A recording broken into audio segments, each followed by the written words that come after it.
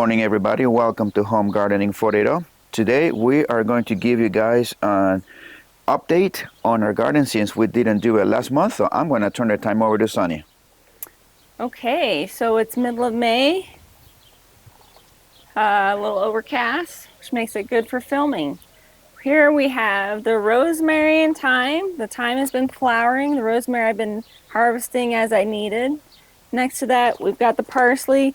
This older parsley that I had from before is already flowering, and then I have a few little center stalks coming up from some of the newer plants that are trying to flower as well. Right here, tucked in between the parsley and the cilantro, is a little chive plant. It's flowering. Back in the back right here, I've got oregano that's starting to flower. And in the front here, I've got all this tall cilantro that's going to flower. The little insects love it, so we're letting it do its thing. Next to it, we've got the basil. This looks beautiful. So I had started 4 rows direct seed, and then I came back in between and planted some that I started indoors. They were already quite a bit bigger, so I kind of put them in between the rows. These taller basils were started way back, but now I finally got basil that I can use.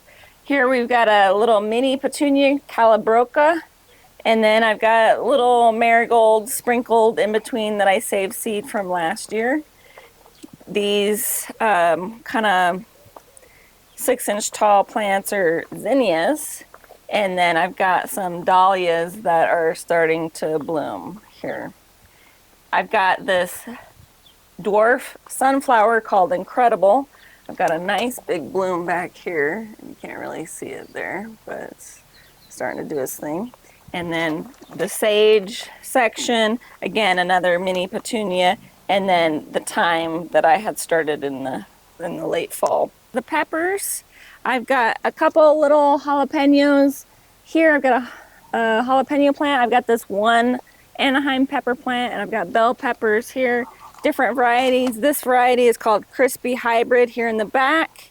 On the front is a variety called Garden Leader. I've got some of these mammoth sunflowers here in the middle. I did plant another one. I had an open spot, finally got around to it. And then on the end here, I have a variety called Sunbright. They're all different colors, but we're starting to get production off them, some nice good flowers. I'll have to throw some more fertilizer around them, but I think we finally got some off them. We have here our green beans. This is a variety called Accelerate, bush variety. We've already got beans coming. Actually, we need to do our first harvest because these are getting to that harvest size, 4, 5, 6 inches long. And they look very fat, too. In order to keep the production up, we need to harvest them. Alongside here, I've got garlic, both sides, and a little bit of onion on the end here. These are finishing up, gonna be ready to harvest soon. Next bed up, we've got our onions that are already starting to flower up here on the top, and then we've got our zucchini in the middle. If you look right here, I've got one that's ready to harvest. It's about 6 inches. It's starting to get fat. You really want to get them before they get too big. Otherwise, they start the texture of the fruit gets really questionable. So here, let me cut this one out. That's our first zucchini. Nice. Here, let you hold on to that. I've got another one that'll be ready maybe in 2 more days on this first plant. And I've got several other female flowers on a few of these other ones. So not only do we need to harvest the onions because they're starting to flower, but it'll give us room for our zucchini to expand. There's a small zucchini that I planted direct seed right here on the end because I needed to fill the spot, but just want to give a little quick note. I was panicking when these first started to flower because it was only male flowers. I didn't see any females, but I did a little research. The male flowers start blooming first, so if your plant is immature, you're going to get those male flowers, and then as it matures, you're going to start seeing the female flowers. Our cucumbers, we have flowers, lots of flowers.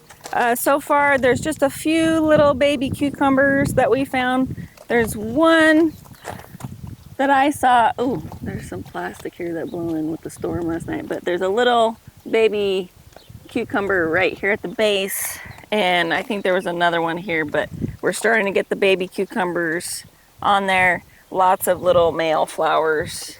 And I did plant some sunflowers here after we took out the peas that were here to take this spot. They're maybe a couple weeks old. Here's one of our Thompson Seedless right here. Got a good little cluster of grapes here and on this side here. Come on over to this red flame. There's a lot of grapes on that one. Already starting to get fatter here. If you look at these are starting to get real fat. I'm really pleased with this one. This was the first one to break dormancy. Yes. And then back here, again, another Thompson Seedless. This one is really just working out perfectly, that I'm able to train it along these wires, and I do have it tied up a little bit just to help it, and there are grapes in here as well. Next bed up, we've got our watermelons. I've got a few little baby watermelons here. You can see here, there's two varieties here. I've got one called Crimson Sweet. It's more of the big sprawling vines, and this little bush vine is a sweet baby, small mini watermelons. And every so often I have a little sunflower that I put in to take up the empty space that was here. This bed looked kind of barren for a while, but now it's kind of popped. On the end here, I've got some cantaloupe. We have been checking, looking for female flowers. Didn't see any yet, but hopefully they'll be coming up soon. All right, so this was our windmill stand. We did have to take the windmill off because the mechanism, not that the mechanism broke, but one of the welds came undone, so we've got to get it fixed. I'm going to be putting some flowers in here as soon as I get them started inside. Next bed up, we've got our bunching onions that I planted last fall. Surprisingly, we did not eat through them like I thought we would, but they're still here and we still come out and get them as needed. They're starting to do their flower stalks as well, so I just pinch them off if I can, just like that. So in the center, or this side of the center, we've got our golden wax beans. They're just starting to flower, so we'll have beans soon. On the right side, we've got our potatoes. These that are kind of dying back are gonna be almost ready to harvest. If you saw our other video where we took out one of our plants, we thought it had disease, but it was actually ready to harvest. We're gonna harvest these out as they're ready, and we're gonna be careful, and we're gonna get some good beans. These ones back here in the back had not sprouted as early as those ones up in the front, so they're a little bit behind, but either way, we'll let them do their thing and collect our Yukon Gold potatoes. Next bed up, we've got a bunch of tomatoes. On the end here, I've got the super sweet 100. Got some really nice trusses of tomatoes. I think this one has about a dozen little tomatoes on it. And we're using our Florida weave trellis system to keep them up. I've got to put another layer on this one. Next to it, we have here Better Boy. We've got a couple Better Boys here in a row. I've got a super sweet 100 that I stuck in here because I had an open spot. These are early girls, and they've got really beautiful trusses of tomatoes on them. Next to that, I've got Romas. These are starting to turn yellow. I expect these to be ready in another couple weeks. I've got about 5 Roma plants here. On the little cups, I've got some little Romas that I'm trying to raise up. It's been a little hard because it's been hot. I might have to move them inside, but I've got a couple that are doing fairly good. So we'll see. I might not get as many plants as I wanted. And those are for when these Romas die off or we need to replace them. On the back here, I've got yellow pear. I've got about 5 or 6 yellow pear cherry tomatoes. Again, good full trusses of cherry tomatoes down here. If you look over there, there's a yellow one that's ready to harvest. I can pick it off now and eat it. And then next to that, we start a variety called Delicious. Delicious has some bigger tomatoes here. You can see that one's kind of quite oblong and big. But this is the first set of Delicious tomatoes. I've got another plant that was a little bit behind that one. And then some more Delicious here. We get into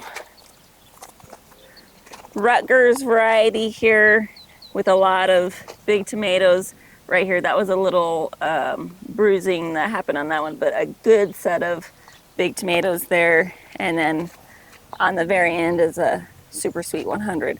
On the very outside of this bed, we've got all the leeks that we planted. And as you can see, they've got their flower stalks, their scapes that they're shooting up. We can go ahead and harvest these.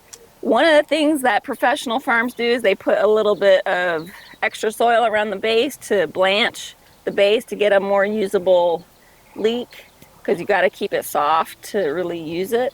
Not such a huge issue for us because we're not selling these, but if you wanted to, you could. Next bed, we've got our sunflowers. This plant, the top sunflower is already busted out, and the birds have been eating this pretty good. If you look real close right here, you can wow. you can see the little seeds down here at the base that they've been trying to get. The seeds are down in here. This is all just plant material, but the seeds are down in the head here. They really destroyed that one there, that flower. Wow. These have multiple blossoms, look really good. I planted several of them. This one got really tall. This is 6 foot plus. I wonder if that got mixed in with the other seeds, but you never know. Down here, we've got the Sunshine Blueberry back over here, and this one is Biloxi. I'm gonna come back and throw some acidifier on top here and another set of berry tone fertilizer. We built this mesh cage to keep the berries safe from the birds, but it looks like they got in because there's one there that has a big chunk out of it. Anyway, the Gurney's Whopper are putting out their harvest right now. These are a June bearing variety. On the end, I've got 2 sequoia plants, but they were so small from the store. They probably won't produce any this year. And then from here all the way to the end is the festival variety. They pretty much stopped their production right now, so I've got to come through and put some berry tone on them and mulch them up again real good. Next bed up, we've got the sweet potatoes. This is the Beauregard sweet potatoes that we got mail order slips. We did take out all of the carrots that we had here. You should have been able to see that video already. I was trying to figure out what I was going to plant here because the sweet potatoes are a vining plant and they are going to spread quite a bit, so I didn't want to limit them, but I've decided that I'm going to do some herbs and flowers in this bed because I couldn't figure out for the life of me a good option to put next to the sweet potatoes, so that's what I settled on. So we haven't really talked about this plant much. This was one that we had for a couple years before we had it up near our mailbox, and when we transplanted it, it had quite a bit of stress and almost died, but it's coming back. This is a Texas mountain laurel. The flowers in the springtime smell like grape soda. Wow. So that is one of the reasons that I planted this shrub, and kept it because I really like producing things, but I also like that it smells like grape soda. Anyway, next door we've got our sweet bay laurel. This little thing, this is going to grow up in a shrub. I'm going to throw some more. It looks like we've got some new tips growing up there. I've got to throw some more fertilizer. But this one has a slow grow though. Yeah, it's kind of slow growing, so I'm going to mix in some fertilizer. I'm going to also mulch this a bit better. We've got that sunflower in there to keep it company. This is Little Miss Figgy, and if you look, Little Miss Figgy has a bunch of little figs. I've got 1, 2, 3, 4 on this branch, 1, 2, 3 on that one. I see 2 over here, 2 over there. So we're going to be getting figs very soon. This is our sweet giant blackberry.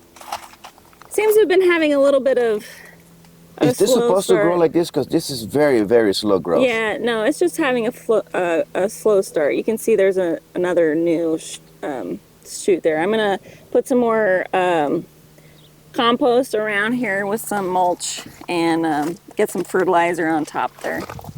And then over here we've got Violet de Bordeaux fig. I've got 1, 2, 3 figs up here, and I don't know what's over here. No, I don't see any. But I've got 3 figs already up here, and it looks pretty good to me. Okay. We'll see what happens. So now we're going to move to the backyard to look at the citrus. Yep. Okay, then let's go. Here we are in the backyard. We've got a Trovita orange right here. This is an Arizona sweet variety. Next to it, I've got a Bear's lime that makes the little bit bigger limes that are supposed to be seedless. And then next to that is the Clementine Mandarin. Makes the small seedless Mandarin oranges. And then next to that, I've got the Valencia orange. This usually has seeds and it's good for juicing.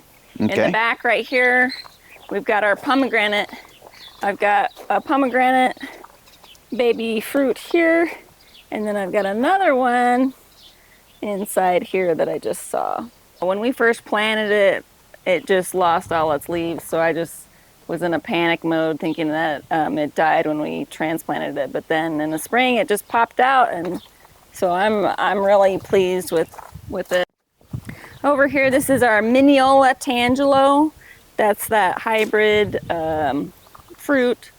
Really good fruit. It looks like mature fruit. It has like an outy belly button. It's the one that's it's round, and then it has the stem part that kind of pops out. So that's a Mineola Tangelo. Next to it, I've got the Eva's Pride peach. Got a couple good peaches, one right here. This should be ready in mid-June, I think, since it's mid-May right now. So it'd be mid-June. It has been a bit cooler, so I wonder if next year, if we get more of a typical year, that they'll be ready sooner, but maybe another month on these. This one back here is called Mid-Pride. Oh, and there's a little broken branch. It broke in the wind. I'll have to pull it off. Okay. This one is called Mid-Pride. It ripens and flowers maybe 2 weeks after Ava's Pride. Still, we've got some good looking peaches here. This one has quite a few more peaches on it. There's a good size one here. That's beautiful grocery store size peach. So, and then on the corner here, we've got our Lisbon lemon. I know it looks kind of scraggly, but that's how lemons are. We've got some fruit right here to look at, and there's another fruit back over here. Got to be careful with these because these thorns. Yes, they're big. They're big. And then over here we've got our thornless mesquite tree. This one we planted for shade purposes to help shade the grassy area. Just like that one. Just like this one here. We're going to trim it to this overhanging umbrella style habit as soon as it gets established. So we'll trim up these lower branches and get it doing its umbrella habit. So we've got another one over here by the table and chairs. So some of you may be wondering why we have a tree here, because this one is meant to shade our patio area. in the afternoons. Just gets so hot here in Arizona. Kind of similar, we planted that one along the back edge of the fence so it would shade the grassy area. Citrus trees don't typically have that umbrella style growth habit, so we knew that if we were going to do citrus trees, they wouldn't really be for shade. But these varieties are more suitable for a shady area that you might want to sit under. So anyway, we've got our May update. That's it. Hopefully that gives you a good idea what's going on in the garden and little tidbits of harvesting and the challenges of birds and other things. I would have to say that the number one way to have a successful garden is to make sure it gets watered regularly. Timers are a must because I just don't have hours and hours and hours to be out watering the garden. And it makes sure that you get sufficient water. So anyway, it saved us several times. While the plants are really small, you might have to put some extra water on them if you don't have a very frequent water, but otherwise things have been doing very well and I'm very pleased. Question, just for the those listening and watching the video. How much has our water bill increased since we put the garden? Okay, since we put the garden, our water bill has increased $20, somewhere $25. We have a large garden, so it just also depends on how hot it is in your area. So depends on how much water you're going to go through. So. All right, this is our mid-May update. Thank you guys for joining us, and we'll see you guys in our next video.